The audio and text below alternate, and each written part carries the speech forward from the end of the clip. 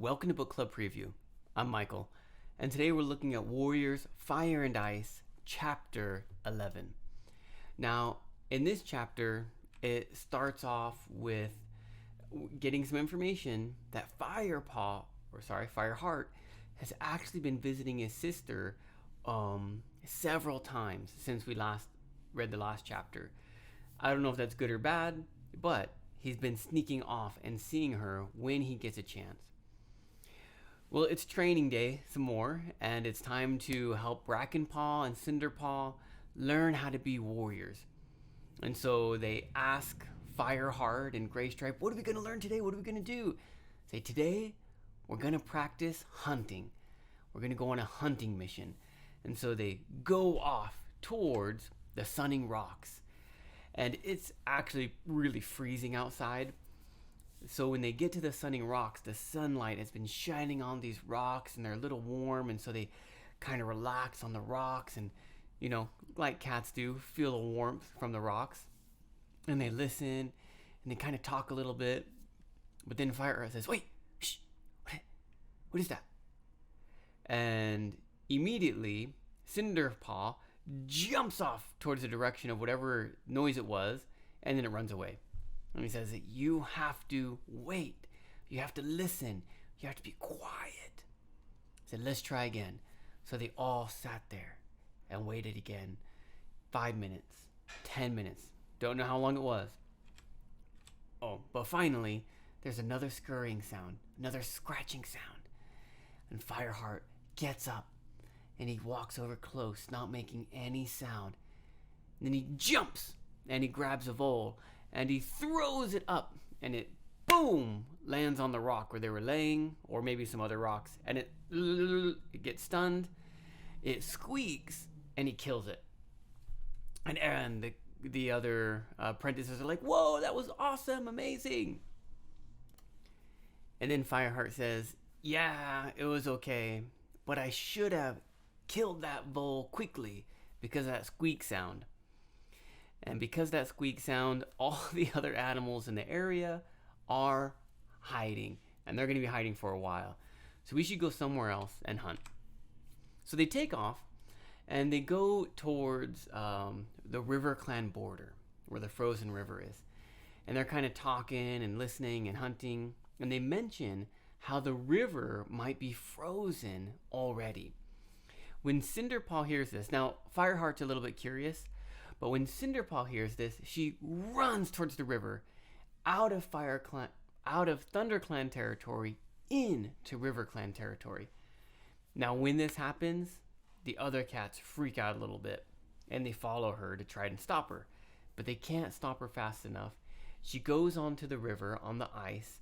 Graypaw goes to get her and to bring her back, and I'm sure to scold her really strongly. But as he's on the ice, it cracks, and Graystripe falls into the river. And he tries to get out, but he gets sucked back into the river underneath the ice. Fireheart is frozen with fear as Graystripe tries to climb out. He pokes his head out after the ice ends, and he's kind of trying to swim, and he can't do anything. Fireheart's thinking about trying to jump in and save him, when suddenly this other cat runs from the RiverClan territory side, jumps into the river right where Graystripe had gone. She pulls him out, tries to swim a little bit, goes under the river again, and Fireheart's like, oh my goodness, they're both gonna die. And then she comes out again and starts swimming against the current. The current is the flow of the water. So the water's flowing this way, and she starts swimming the other way. Fireheart goes and meets her, helps her pull Graystripe out of the riverbed. He's rescued. Oh my goodness. And we find out her name is Silverstream. And there's actually a little bit of joking here that happens. She's actually really angry. What are you doing? Why are you jumping in the river? You're not even RiverClan. And Graystripe kind of sees her and he's like, whoa. And he kind of makes a joke like, oh, you saved my life. But he makes a joke. She kind of softens up, makes another joke. Gray Stripe makes some more jokes, and then they kind of joke together until finally they're like, okay, look, you guys better get out of here, and I need to get out of here. So they both take off. Right? Gray Stripe, Fireheart, and the apprentices, and Silverstream. Now, when Cinderpaw kind of sees how Gray Stripe was acting, she kind of says, wow, that was a really pretty cat, wasn't it? And Gray Stripe kind of knew or realized that she could see that Gray Stripe liked her, and he kind of pats her a little bit and says, come on, let's get out of here. And so they run back to camp. Now they have to think of a story, because if Tiger Claw or Blue Star or any of the other clans found out that they were in River Clan territory again, they would be in really big trouble. So they try to think of an excuse. And as they come in to the Thunder Clan camp, Tiger Claw's right there, looks at Gray Stripe and says, were you in River Clan territory again? And that is how the chapter ends. Some vocabulary. Slipping away. I think of a dream. When you dream something, you can remember it pretty easily. But when you wake up, suddenly that dream starts to slip away from your memory. In this case, Fireheart, when he had some jobs and responsibilities, he would do them, but he'd also slip away and sneak away to go visit his sister.